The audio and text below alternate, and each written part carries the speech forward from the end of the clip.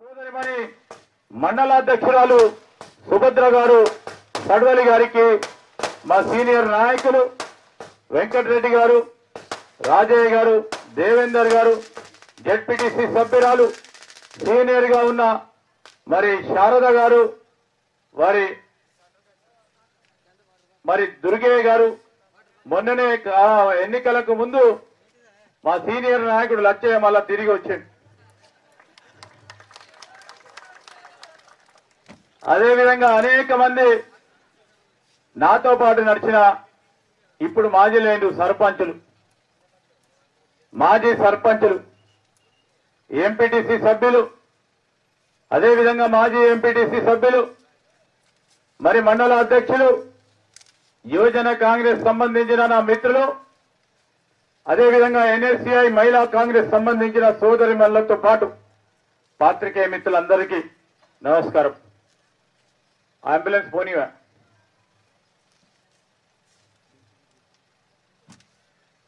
పోనీ అమ్మా.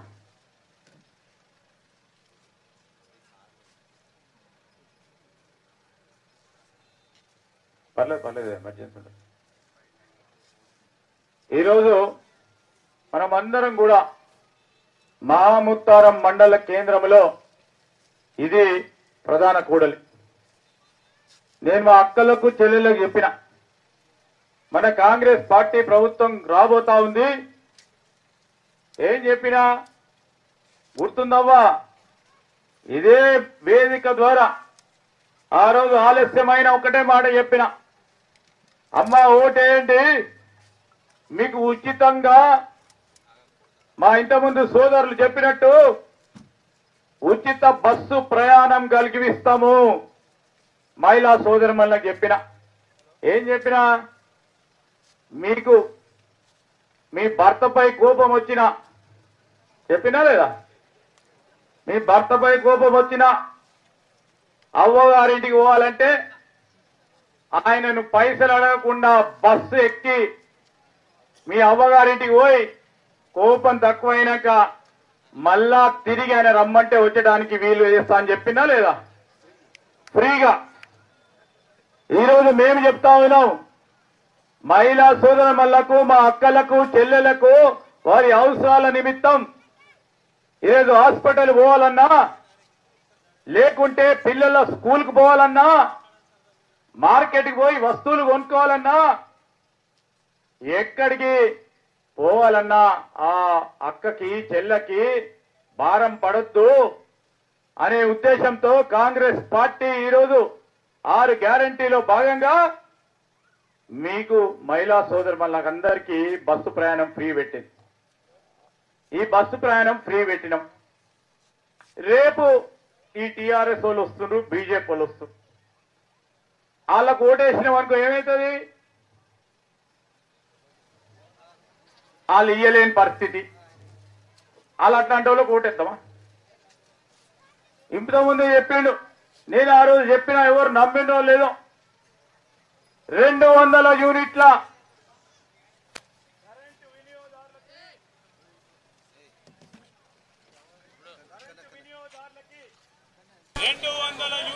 ఫ్రీ చెప్పినాం. 200 యూనిట్ల ఫ్రీ అంటే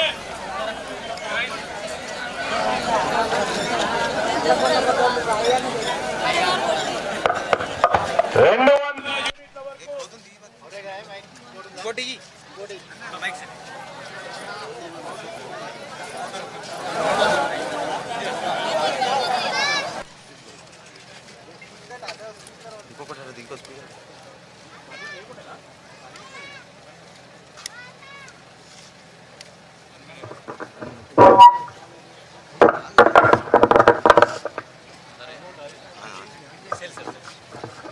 ఏమా మీరేమి చింత పెట్టుకోవద్దు.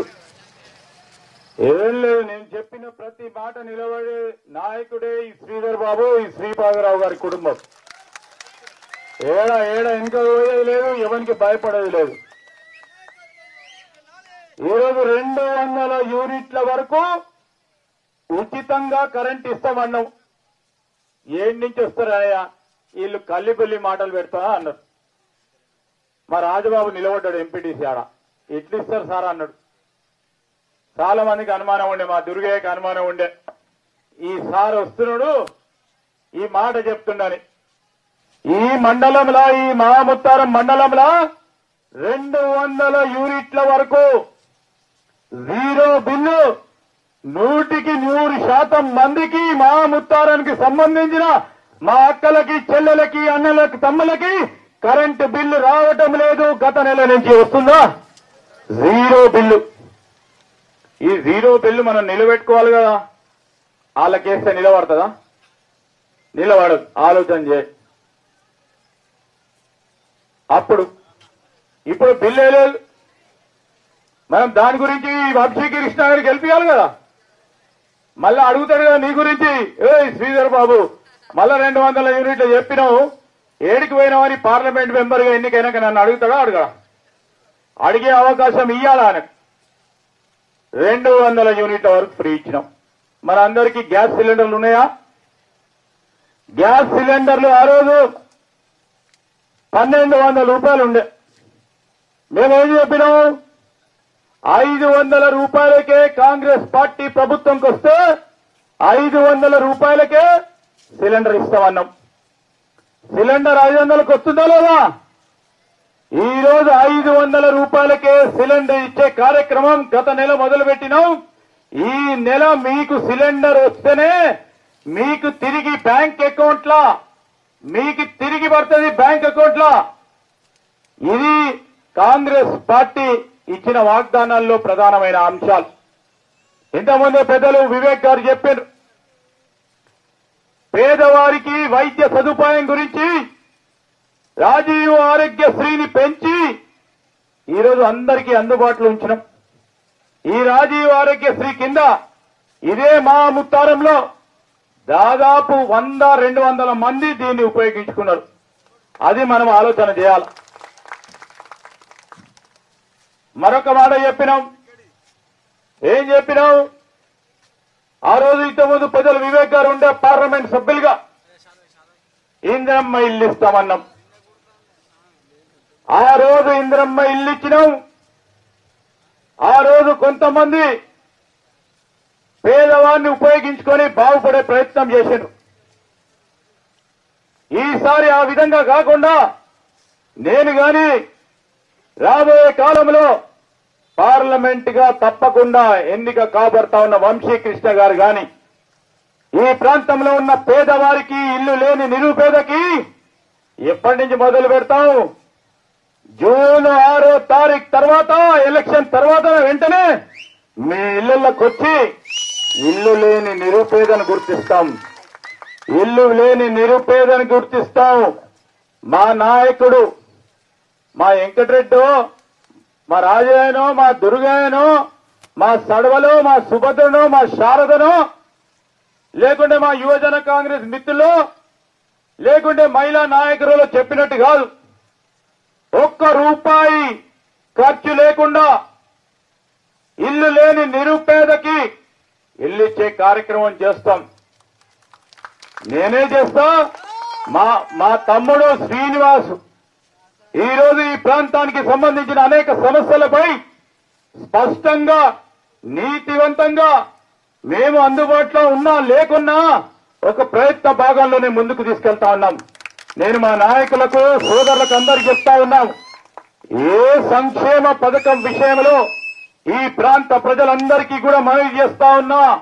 రేపు పెన్షన్ వచ్చినా, రేపు ఇల్లు వచ్చినా, రేపు బస్సు ప్రయాణం ఫ్రీ కావాలన్నా, రేపు ఇంకేదైనా రేషన్ కార్డు కావాలన్నా, ₹1 పేదవాడి దగ్గర తీసుకున్నా కాంగ్రెస్ పార్టీ నుంచి బహిష్కరణ చేయటం జరుగుతుంది. వారిపైన కూడా మరి ముందుకు తీసుకెళ్లే కార్యాచరణ తీసుకుంటాం.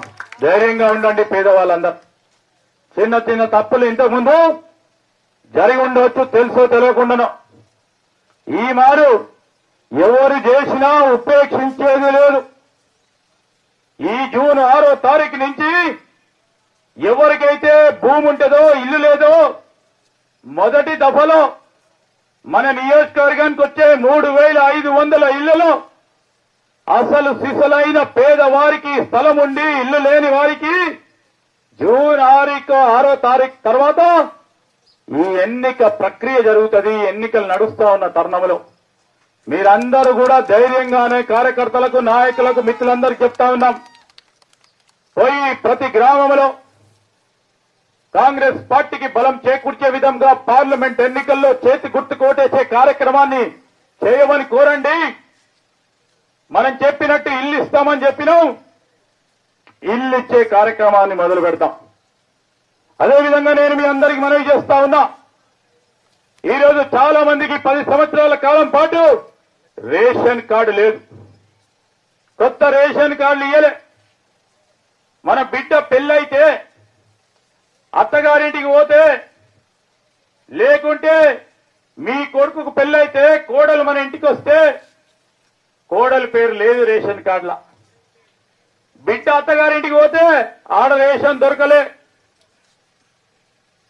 ఈరోజు రేషన్ కార్డు దారులకు అందరికీ, అర్హులైన నిరుపేదలందరికీ రేషన్ కార్డు ఇవ్వాల్సిన బాధ్యత కాంగ్రెస్ పార్టీ బాధ్యత తీసుకుంది. ఈ ఎన్నికల తర్వాత అర్హులైన నిరుపేదలకి తెల్ల రేషన్ కార్డులు ఇచ్చే కార్యక్రమం, కార్యాచరణ తీసుకుపోతా ఉన్నాం. ఎవరి వల్ల అవుతుంది? ఈరోజు రేషన్ కార్డు ఇచ్చే కార్యక్రమం ఎవరి వల్ల అవుతుంది? కాంగ్రెస్ పార్టీ ద్వారానే అవుతుంది. ఇల్లు ఇచ్చే కార్యక్రమం ఎవరి ద్వారా అవుతుంది? కాంగ్రెస్ పార్టీ ద్వారా అవుతుంది. మనం బీఆర్ఎస్ కో మరి కొత్తగా వచ్చిన కమలంకో ఓటేస్తే వస్తుందా? వస్తుందా? మన ప్రభుత్వం ఉంది. ఇప్పుడు మన ప్రభుత్వంలో మనం చేయాల్సిన పనులు చాలా ఉన్నాయి. ఇప్పుడు నేను బలంగా ముందుకు పోవాలంటే కాంగ్రెస్ పార్టీ పార్లమెంట్ అభ్యర్థి వంశీకృష్ణ గారి గెలుపు మీ అందరి బాధ్యత. నేను ఇంకా నిధులు తీసుకురావాలన్నా, ఇంకా కొత్త కార్యాచరణ చేయాలన్నా, ఈ ప్రాంత యువతకి ఉపాధి కల్పించాలన్నా, ఈ ప్రాంతంలో చెప్తా ఉన్నా, ఈ ప్రాంతం నాకు ఇచ్చిన ఆశీర్వాదం. ఈ భూపాల్పల్లిలో ఉన్న 5 మండలాలకు సంబంధించి ఒక గొప్ప పరిశ్రమను ఏర్పాటు చేయాలని ఒక ఆలోచన చేయమని చాలా మంది కోరుతా ఉన్న సందర్భంలో తప్పకుండా ఇదే జిల్లాలో, ఇది 5 మండలాల్లో అనుగుణంగా ఒక పెద్ద పరిశ్రమను తీసుకొచ్చి ఇక్కడ ఉన్న యువతకి ఉపాధి కల్పనతో పాటు ఈ ప్రాంత అభివృద్ధికి తప్పకుండా నా వంతు ప్రయత్నం, తప్పకుండా నా లక్ష్యం దాన్ని చేసి తీర్చే ఒక ఆశీర్వాదం ఇవ్వాలని కోరుతా ఉన్నా. నేను మీ అందరికీ మనవి చేసేది ఒకటే, కాంగ్రెస్ పార్టీ ప్రభుత్వంలో ఉంది. ఈరోజు చిరంజీవి వంశీ చిన్నోడే కానీ సత్తా ఉన్న నాయకుడు. వెంకట స్వామి గారికి మనుమడిగా, వివేక్ గారికి పుత్రుడిగా ఒక అంశమైతే ఆయన ఒక పారిశ్రామికవేత్త. యువతకు సంబంధించి అందరూ మోటార్ సైకిల్ వాడుతూ ఉంటారు. ఈ మోటార్ సైకిల్ కంపెనీకి గొప్ప అధినేత.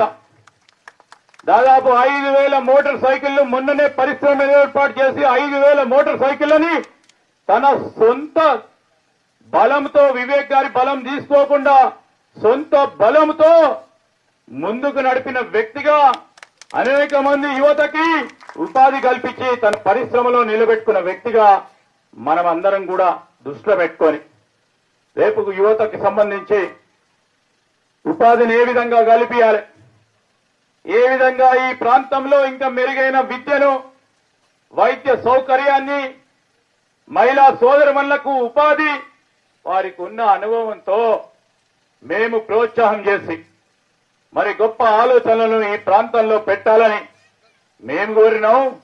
అఖిల భారత కాంగ్రెస్ కమిటీ అధ్యక్షులు మల్లికార్జున్ ఖర్గే గారు, అదేవిధంగా రాహుల్ గాంధీ గారు, సోనియా గాంధీ గారి ఆశీర్వాదంతో యువకుడికి ప్రోత్సాహం చేయాలని, యువతకు ఒక స్ఫూర్తిగా నిలబడాలని వంశీకృష్ణ గారికి కాంగ్రెస్ పార్టీ టికెట్ ఇచ్చింది. ఈరోజు నేను మీ అందరికీ చెప్తా ఉన్నాం, రాబోయే కాలంలో మా ముత్తరంలో అనేక కార్యక్రమాలు చేసేది.